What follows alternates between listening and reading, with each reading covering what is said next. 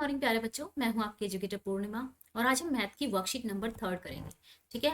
तो पिछली दो वर्कशीट में हमने सबसे पहले क्या सीखा था? हमने रेशनल नंबर्स के बारे में जाना था। उसके बाद हमने रेशनल नंबर की जो प्रॉपर्टी होती हैं उनके बारे में जाना था। क्या प्रॉपर्टी थी कि ये पी बाय क्यू की फॉर्म में लिखे जा सकते हैं, क्यू जहाँ पे जीरो नहीं होना चाहिए, और ये नॉन टर्मिनेटिंग और रिपीटिंग होते हैं, या फिर क्या होते हैं, टर्मिनेटिंग होते हैं। जो नंबर ना तो टर्मिनेट होते हैं और ना ही क्या होते हैं, रीअकर होते हैं, यानी कि रिपीट होते हैं, तो वो क्या बन जाते हैं, इरेशनल। ठीक है। तो ये चीज अगर आपको अभी तक नहीं समझ में आई है तो पिछली दो वर्कशीट में और एक लाइव सेशन लिया था जो साथ में हमने लिया था दोनों का, हिंदी मीडियम इंग्लिश मीडियम का, तो वो देख लेना। मैं लिंक जो है उसका डिस्क्रिप्शन में भी दे दूंगी और साथ में ऊपर एंड स्क्रीन पे भी अटैच कर दूंगी। तो चलिए बच्चों, अब हम क्या करते हैं, स्टार्ट करते हैं अपनी वर्कशीट को करना। देखो बेटा, मैथ जो है बिल्कुल भी मुश्किल नहीं होता है, बहुत आसान चीज है। क्योंकि अगर देखा जाए ना, मैथ और साइंस ऐसे सब्जेक्ट हैं जिनमें हमें ज़्यादा चीज़ें याद करनी नहीं पड़ती हैं, अगर एक बार समझ ली जाए तो।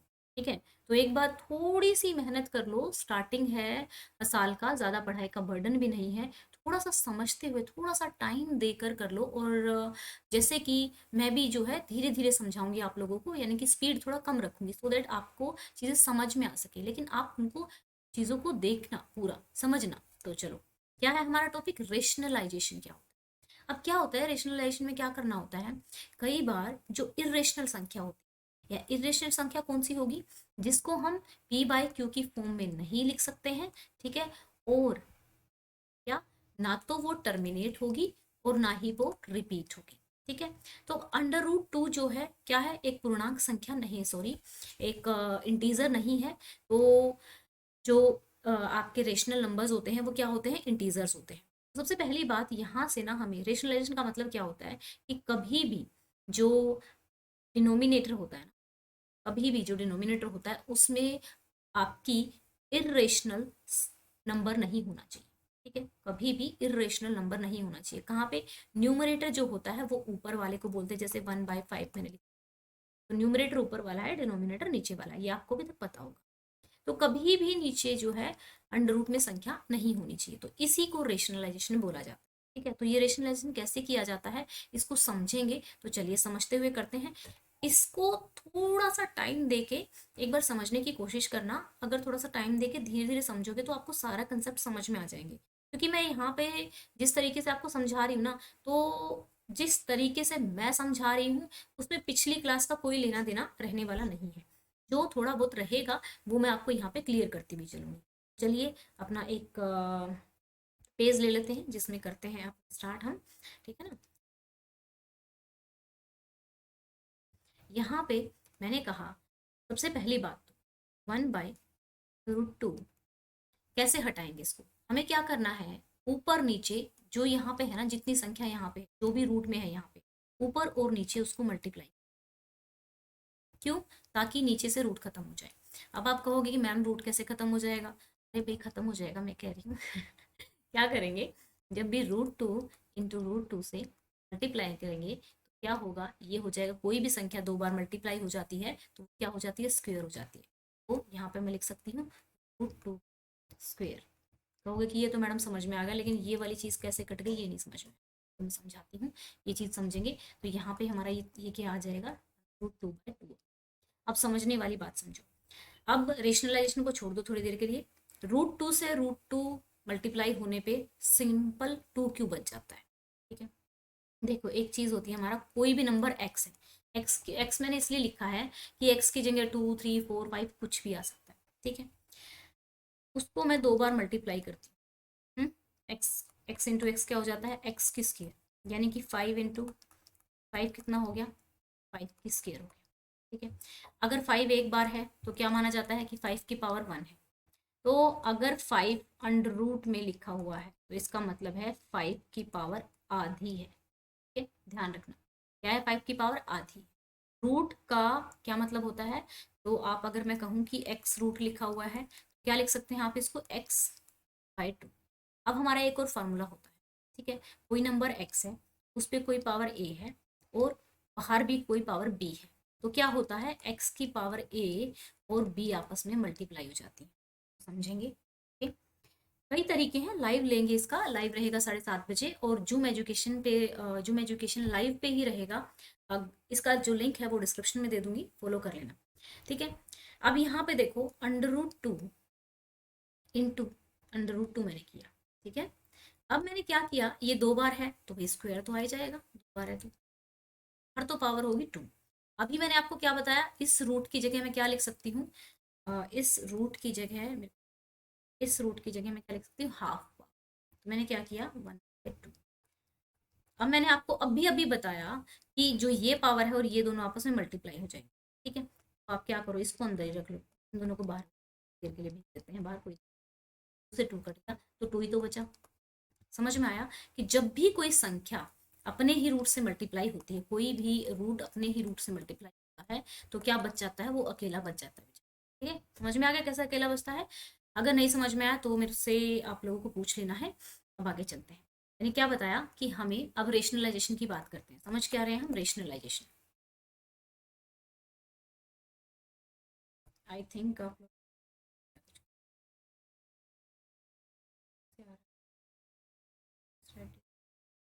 ठीक है, चलो स्टार्ट करते हैं रेशनलाइजेशन में। ये यहाँ पे कि अब मान लो 1/√3 दिया हुआ है, तो पहला स्टेप, ऊपर नीचे √3 और √3 से मल्टीप्लाई। अब दूसरा क्वेश्चन जो कि आपको थोड़ा सा समझना है, वैसे जरूरी नहीं है, बिना समझे भी मैं आपको करा सकती हूँ आगे, लेकिन हम अपना बेस जो है वो क्लियर करते हुए चलेंगे, बेशक आपने पढ़ा है नहीं पढ़ा है। अब देखो 3 से 3 को डिवाइड करोगे तो क्या आएगा, 1 आएगा। तो यहाँ पे अल्टीमेटली मैं क्या कर रही हूँ, √3 इंटू √3 ले रही हूँ, सॉरी डिवाइड √3 ले रही हूँ, तो यानी कि ये 1 के इक्वल है। देखा जाए तो मैं 1/√3 को क्या कर रही हूँ, 1 से मल्टीप्लाई कर रही हूँ। कर दो भाई, 1 से क्या फर्क पड़ता है, कोई भी नंबर जब अपने आप से मल्टीप्लाई होता है संख्या वही रहती है। लेकिन हम ये क्यों कर रहे हैं, इसलिए कर रहे हैं, हम इसलिए कर रहे हैं ताकि हमारा जो नीचे है वो, जो आपकी इरेशनल संख्या है √3, ठीक है, इरेशनल संख्या है, ये खत्म हो जाए, इरेशनल खत्म हो जाए और क्या बन जाए, रेशनल बन जाए। इसीलिए इसको क्या कहते हैं, रेशनलाइजेशन, ठीक है। तो √3 आ गया। अब मैंने क्या किया, √3 अभी मैंने बताया रूट में रहेगी, तो अब आपको पीछे की बात पता है ना कि क्यों क्यों 3 अकेला रह जाएगा, तो ये लिख दिया मैंने √3। मैं बार बार नहीं बताऊंगी ये चीज, आप देख लेना कि कैसे किया है, ठीक है। √3/3 रह गया। देखो ऊपर रहे कोई दिक्कत नहीं है, नीचे नहीं रहना चाहिए। अब हमारी ये क्या है, ये तो एक इंटीजर है, ठीक है, ये तो एक इंटीजर है ना। इंटीजर क्या होते हैं, सारे नेगेटिव नंबर, सारे पॉजिटिव नंबर, जीरो, सब मतलब क्या होते हैं, फ्रैक्शन वाले नहीं होते हैं, पॉजिटिव नेगेटिव नंबर सब इंटीजर्स होते हैं। तो ये हमारा क्या हो गया, रेशनलाइजेशन हो गया। अब चलते हैं अपनी वर्कशीट में, ठीक है। अब आपको आसानी से चीजें समझ में आ जाएगी। 2 ही कंसेप्ट थे यहाँ पे जो आपको पिछली क्लास से आपको समझाने थे। अब चलते हैं शीट में समझेंगे।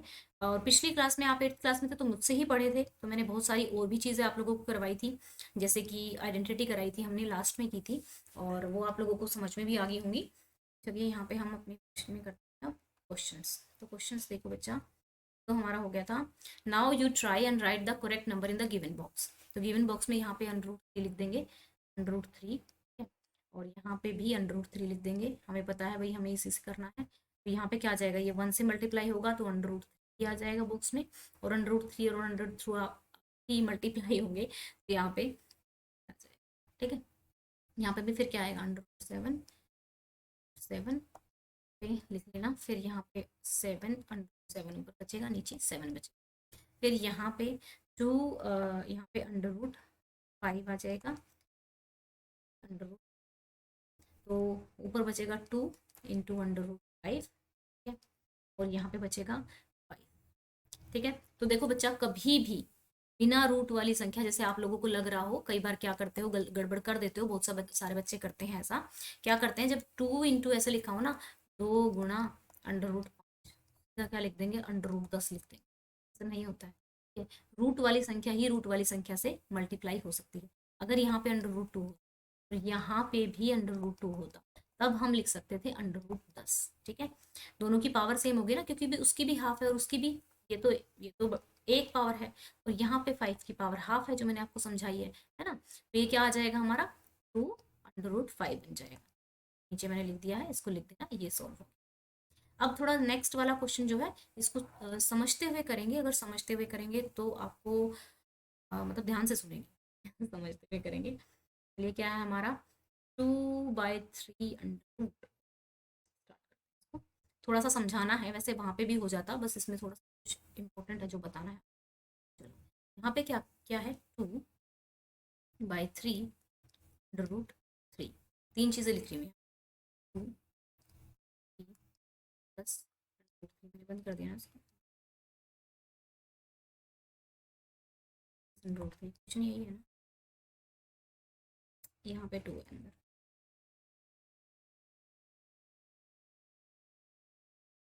क्वेश्चन सिर्फ ये है, मैं तीन केस बना रही हूँ इसके ताकि आपको अच्छे से समझ में आ जाए। तो ये देखो, मैंने क्या किया, यहाँ पे 2 2, तो जब यहाँ पे मल्टीप्लाई हो ना, तो कुछ सिंबल नहीं दिया हुआ है, यानी कि ऐसे लिखा हुआ है, तो इसका मतलब ये आपस में मल्टीप्लाई में है, पहली चीज। ठीक है, जब मल्टीप्लाई में होगा ना तो सिर्फ इस वाले पार्ट से हम मल्टीप्लाई करेंगे। कैसे, 2 3 √2 ऐसे। अब आप ऐसे कहोगे कि मैम ऐसे नहीं चलेगा, क्योंकि जो आगे आने वाले हैं ना उसमें आपको पूरी संख्या से मल्टीप्लाई करना है। आई नो कि ये क्वेश्चन आने वाला है, क्योंकि मैं सब पूछती थी अपने टीचर से, तो जिनको ये क्वेश्चन आने वाला है मैं उनको बता रही हूँ। तो ये तो मैंने बता दिया कि 2 2 2 × 2 4 नहीं होगा, क्या आएगा, 2, क्योंकि दोनों की पावर डिफरेंट है। ये हो गया। अब ये 3 जो है, अगेन √2 से ये ऐसे लिखेंगे आप, जब मल्टीप्लाई करके देखेंगे इसको ऐसे। ठीक है, तो ये दोनों मल्टीप्लाई होंगे तो क्या आ जाएगा, 2 आ जाएगा। क्यों आ जाएगा मैं बता चुकी हूँ, कितना हो जाएगा, यहाँ पे आ जाएगा 6। ठीक है, ये हो गया 6। अभी आपका डाउट मुझे मालूम है रहता है, क्या आ गया, √2/3 इसका आंसर आ गया। ये तो समझ में आ गया। अब क्या होगा यहाँ पे, अब अगर मैं इसको ऐसे मल्टीप्लाई कर देती साथ के साथ, तो कर सकते हैं, ऐसा गलत नहीं होगा।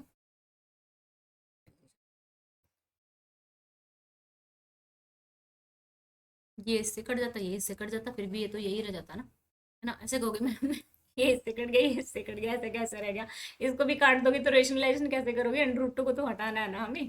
ठीक है, तो √2 हो जाएगा इस तरीके से। तो इसलिए जब हम गुणा में होता है ना, इसलिए हम ऊपर मल्टीप्लाई करते हैं, जब ऐसे करते हैं। तो अब अगर मान लो यहाँ पे प्लस में है, ठीक है, तो स्टेप क्या रहेगा, साइन बदल देंगे, मल्टीप्लाई करेंगे 3 ऊपर और नीचे, लेकिन साइन बदल के। ठीक है, अब इस क्वेश्चन में चलते हैं, क्वेश्चन को समझते हैं तो आपको पूरा समझ में आ जाएगा। ठीक है, तो आपकी वर्कशीट में क्वेश्चंस करेंगे, ऑलमोस्ट जो कंसेप्ट थे वो मैंने समझा दिए हैं आपको। इसका क्या आ गया था भाई, 2 √2 आ गया था आपका 6, और ये आ गया था, ये कट गया। ठीक है, चलते हैं, this is called the rationalisation, rationalisation कहते हैं इसको। तो ये तो किया हुआ है, ये भी किया हुआ है, तो हम पहले इसको उठा लेते हैं, उनमें से जो मुश्किल होगा स्टेप वो मैं एक्सप्लेन करूँ। ठीक है, 1 बाय क्या है, 1/3 + √5 एंड, चलो समझ में आ रहा होगा ना, बता दो, बता देना मुझे, ठीक है ना, कि समझ में आ रहा है मैडम, आप बहुत अच्छा पढ़ा। 3 + √5, ओके। ऐसे ही पढ़ा होता है ना कि बोरिंग हो जाता है, तो कुछ अगर आपका इंटरेस्ट ना हो, मैं धीरे पढ़ा रही हूँ ना, बस स्पीड से पढ़ाती हूँ। जैसे में 3, ये माइनस का साइन चेंज कर देंगे, फिर ये माइनस का, फिर साइन चेंज करेंगे। ठीक है, तो ये क्या हो जाएगा, अगेन एक और स्टेप आ जाएगा, मल्टी, ध्यान से देखेंगे, 5 होगा। ओके, तो ये देखो, ये क्वेश्चन हमने मल्टीप्लाई किए थे ना, A + B, A - B की हम ना आइडेंटिटी की थी 8th क्लास में, मैंने आप लोगों को कराई थी। तो इसमें क्या होगा, जब A + B कोई कोई नंबर ऐसे दिया होता है, तो वो हम उसको ऐसे लिख सकते हैं, A² - B²।